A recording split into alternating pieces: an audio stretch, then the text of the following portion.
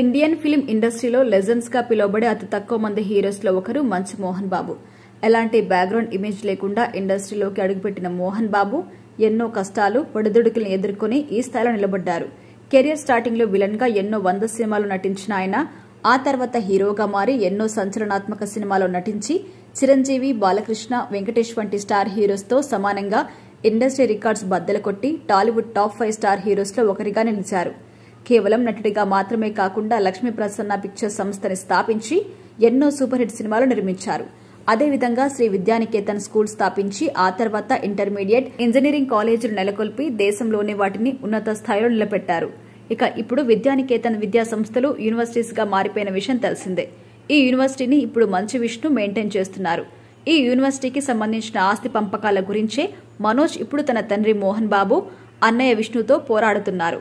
ఇదంతా పక్కన పెడితే మంచు విష్ణు తన డ్రీమ్ ప్రాజెక్ట్ కన్నప్పాని సుమారుగా 200 కోట్ల రూపాయల భారీ బడ్జెట్ తో నిర్మిస్తున్నారు. ఈ సినిమాలో ప్రభాస్ తో పాటు అక్షయ్ కుమార్, మోహన్ లాల్, శివరాజ్ కుమార్ వంటి ఇతర భాషలకు చెందిన సూపర్ స్టార్స్ కూడా కీలక పాత్రలో కనిపిస్తున్నారు. రీసెంట్ గా ఈ సినిమా నుండి రిలీజ్ అయిన మొదటి లిరికల్ వీడియో సాంగ్ కి ఆడియన్స్ నుంచి మంచి రెస్పాన్స్ వచ్చింది.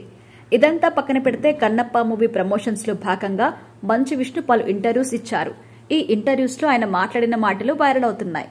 యాంకర్ ఈయన ఒక ప్రశ్న అడుగుతూ, దేశవ్యాప్తంగా ఇప్పుడు బయోపిక్ల సినిమాల హవా నడుస్తుంది కదా, మరి మీ నాన్నగారి బయోపిక్ లో మీరు నటించే అవకాశం ఉందా అని అడగ్గా దానికి విష్ణు సమాధానం ఇస్తూ, నాన్నగారి బయోపిక్ ని సినిమాగా తీయాలనే ఆలోచన అయితే నాకు ఉంది, కానీ అందులో నేను హీరోగా మాత్రం నటించను.